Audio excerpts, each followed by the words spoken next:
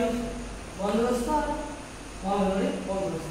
তো তার আগে আমি বলে রাখি যে ব্রিটিশ ইস্ট ইন্ডিয়া কোম্পানি আমাদের ভারতে যখন শাসন ব্যবস্থা প্রবর্তন করেছিল, ইস্ট ইন্ডিয়া কোম্পানি ভারতে যখন বিভিন্ন জায়গা দখল করেছিল এবং প্রশাসনিক ব্যবস্থা গড়ে তুলেছিল, তো সেখান থেকে কি রাজস্ব কীভাবে আদায় করা হবে সেই নিয়ে বিভিন্ন রকম চিন্তা ভাবনা করার পর প্রথমে আমাদের ওয়ারেন হেস্টিংসের সময়কালে পাঁচশালা বন্দোবস্ত চালু হয়। তারপরে আবার কী হলো, 1777 খ্রিস্টাব্দে একশালা বন্দোবস্ত এলো এবং 10শালা বন্দোবস্ত। তারপর আমাদের এলো চিরস্থায়ী বন্দোবস্ত বাংলাতে কর্নওয়ালিসের সময়কালে 1793 খ্রিস্টাব্দে। তো চিরস্থায়ী বন্দোবস্ত সম্পর্কে আমরা আলাদা ভিডিও একটা বানিয়েছি, সেটা তোমরা দেখো। এবার বাংলা, বিহার, উড়িষ্যাতে যেমন চিরস্থায়ী বন্দোবস্ত ছিল, সেরকম অন্য অন্য প্রদেশে বা অন্য অন্য জায়গায় ভারতে আরও দুটি বন্দোবস্ত ছিল। এটা হলো একটা হলো রায়তওয়ারি বন্দোবস্ত, একটা হলো মহলবাড়ি বন্দোবস্ত। তো রায়তওয়ারি বন্দোবস্ত 1720 খ্রিস্টাব্দে চালু করেছিল আলেকজান্ডার রিড ও টমাস টন। রায়তওয়ারি, রায়ত কথা মানে আমরা বুঝতে পারছি, রায়ত মানে কৃষক, কৃষকদের সঙ্গে সরাসরি যে ব্যবস্থার মাধ্যমে রাজস্ব বিষয়ে চুক্তি করা হতো, রাজস্ব আদায় কীভাবে হবে কৃষকদের সঙ্গে চুক্তি করা হতো, সেই ব্যবস্থার নাম হচ্ছে রায়তওয়ারি ব্যবস্থা। এবার এই রায়তওয়ারি ব্যবস্থা কোথায় কোথায় প্রবর্তন হয়েছিল সেটা আমাদের দেখা দরকার।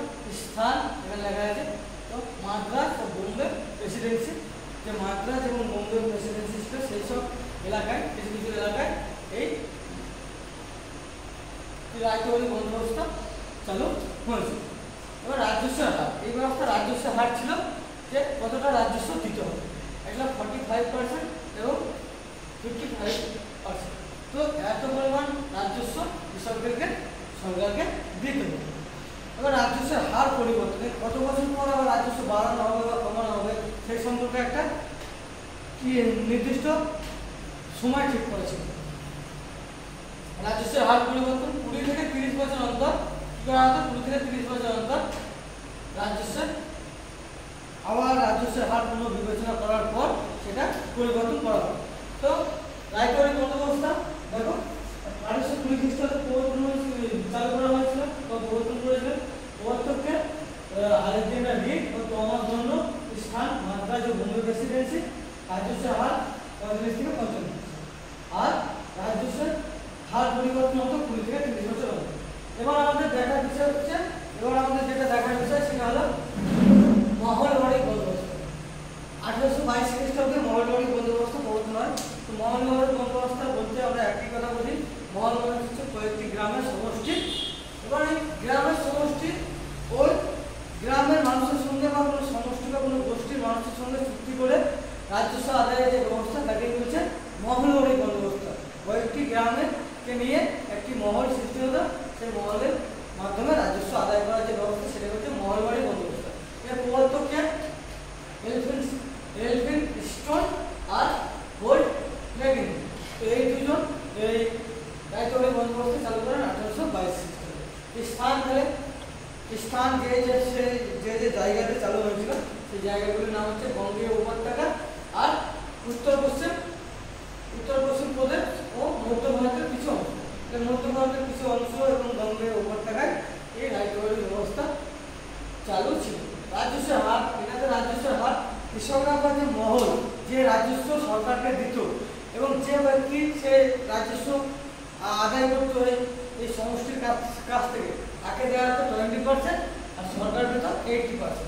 যেটা কৃষকরা যেটা দিত তারপর যে 100% সেটার ভাগ হতো 80% হতো সরকার, 20% হতো যে ব্যক্তি বা যে সমষ্টির যে গোষ্ঠীর যে ব্যক্তি আদায় করতো তাকে দেওয়া হতো 20%।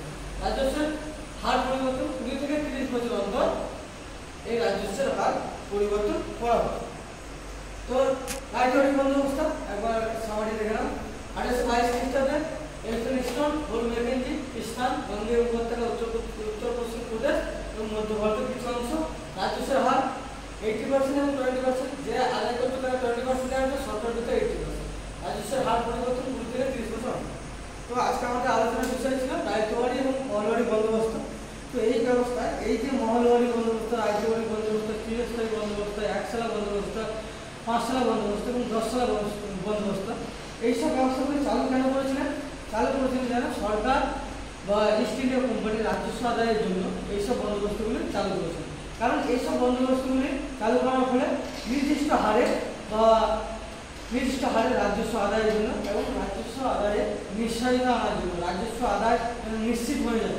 সেই কারণে এই বন্দোবস্তগুলি ইস্ট ইন্ডিয়া কোম্পানি বা ইস্ট ইন্ডিয়া কোম্পানির যে কর্মচারীরা ছিলেন তারা এই বন্দোবস্তগুলি চালু করেছিলেন।